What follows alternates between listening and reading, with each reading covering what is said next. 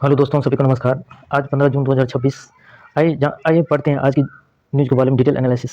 पहला है कि इजराइल का दावा, हिजबुल्लाह ने संघर्ष विराम का उल्लंघन किया, शांति समझौते से पहले लेबनान पर ड्रोन हमले। आइए पढ़ते हैं न्यूज़ के बारे में डिटेल से। इजराइल का दावा, हिजबुल्लाह ने संघर्ष विराम का उल्लंघन किया, सीज फायर। बड़ी खबर, शांति समझौते से ठीक पहले लेबनान पर ड्रोन हमले किए गए। तस्वीर का विवरण, इलाज ने सीरिया की सीमा के पास दक्षिण लेबनान में बमबारी की, जिससे वो सामान में धुएं का गुब्बार उठा रहे हैं। मुख्य बिंदु, कई कई सैन्य ठिकाने तबाह। इजराइल सेना के मुताबिक उन्होंने दक्षिणी लेबनान में हिजबुल्लाह के रॉकेट लॉन्चर और कई सैन्य ठिकानों को निशाना बनाकर नष्ट कर दिया। सात लड़ाकू मारे गए थे। सैन्य कार्रवाई में हिजबुल्लाह के कम से कम 7 लड़ाकू के मारे जाने का दावा किया गया है। ईरान का बयान, ईरान ने चेतावनी देते हुए कहा है कि लेबनान पर हो रहे इन हमलों का कड़ा जवाब दिया जाएगा।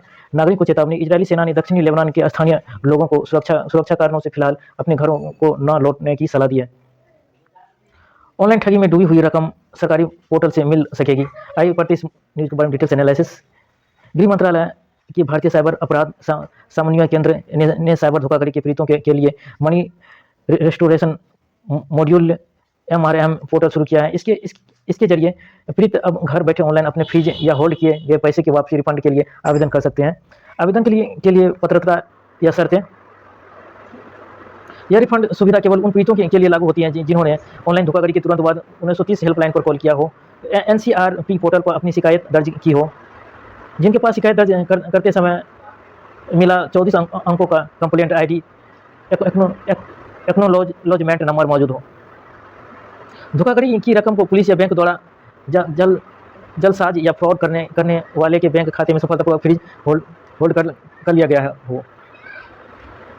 रिफंड श्रेणी, रिफ्यूज कैटेगरी, 50,000 तक की राशि के लिए किसी एक बैंक खाते को 50,000 तक की फ्रीज राशि के लिए किसी कोर्ट ऑर्डर या FIR की आवश्यकता नहीं होती है, या पुलिस रिपोर्ट और इंडेमनिटी बॉन्ड के आधार पर सीधे वापस मिल सकती है। 50,000 से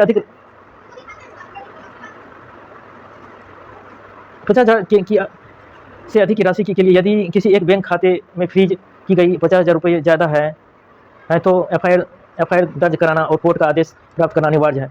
ऑनलाइन आवेदन करने की प्रक्रिया, स्टेप बाय स्टेप। पोर्टल पर जाएं, सबसे पहले अपने आधिकारिक मनी रेस्टोरेशन वेबसाइट MRMNRCRP.MHA.gov.in पर विजिट करें, लॉगिन करें। होम पेज पर सिटीजन लॉगिन पर क्लिक करें और अपनी पूर्व शिकायत में दर्ज किया गया रजिस्टर मोबाइल नंबर डालें और OTP वेरिफिकेशन कर लॉगिन करें। रिफंड रिक्वेस्ट डालें, इसके बाद रेज रिफंड रिक्वेस्ट टैब पर क्लिक करें और अपनी 14 अंकों की कंप्लेंट ID दर्ज करें और दोबारा OTP वेरीफाई करें, और ऐसा करते हैं स्क्रीन पर होल्ड की गई राशि स्वतः दिखाई देने लगेगी।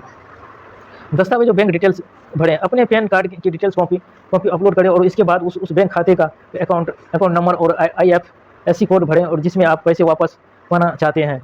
यदि आपके पास कोर्ट ऑर्डर हो तो सेलेक्ट कोर्ट ऑर्डर विकल्प से उसे भी अपलोड कर दें।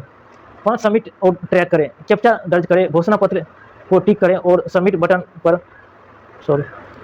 पर क्लिक करें। सबमिशन के बाद आपको 14 अंकों की एक यूनिक रिक्वेस्ट ID जैसे MR 2026 मिलेगी, जिसे आप अपने रिफंड का स्टेटस ट्रैक कर सकते हैं। छोटे कारोबारियों को पर्याप्त ऋण उपलब्ध नहीं। आइए पढ़ते हैं इस न्यूज़ के बारे में डिटेल से। मुख्य बिंदु, ऋण की कमी, देश में छोटे और असंगठित गैर कृषि उद्योगों को अपनी वित्तीय जरूरतें पूरी करने के लिए ऋण प्राप्त करने में भारी चुनौतियों का सामना करना पड़ रहा है। लोन न मिलने का असर, राष्ट्रीय लोक वित्त एवं नीति संस्थान के अध्ययन के अनुसार लगभग 35.15% असंगठित इकाइयों को व्यावसायिक लोन न मिलने या उसकी ऊंची दरों के कारण सबसे ज़्यादा परेशानी होती है।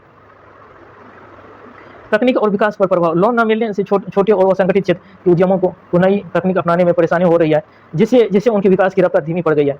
7 वर्षों में आया सुधार। 2015-16 की स्थिति, इस अवधि में सिर्फ 43.24% छोटे उद्यमों के पास बैंकों या सरकारी संस्थानों का लोन था, जबकि 52.32% उद्योगों सहकारों का गैर संस्थानों स्रोतों पर निर्भर थे।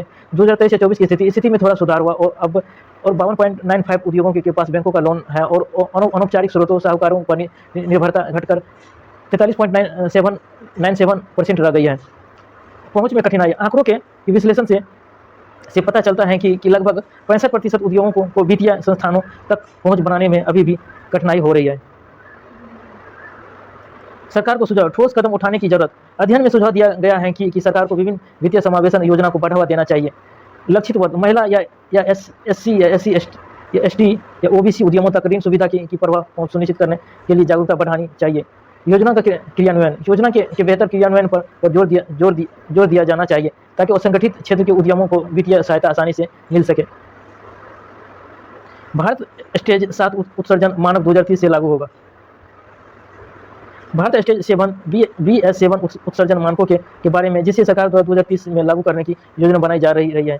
इस नीति का मुख्य उद्देश्य वाहनों से होने वाले प्रदूषण को और कम करना तथा देश को वैश्विक उत्सर्जन मानकों जैसे यूरो 7 के करीब लाना। इस रिपोर्ट की मुख्य बातें निम्नलिखित हैं। मुख्य बिंदु या बदलाव। कड़े नियम। BS7 के नियम वर्तमान में चल रहे हैं BS6 नियमों की तुलना में काफी सख्त होंगे। वास्तविक परिस्थितियों में जांच। अब केवल लैब टेस्ट नहीं बल्कि सड़क पर वाहन चलने के दौरान की वास्तविक प्रदूषण रियल ड्राइविंग इमिशन की ऑन बोर्ड मॉनिटरिंग OBM प्रणाली से निगरानी की जाएगी। CNG वाहनों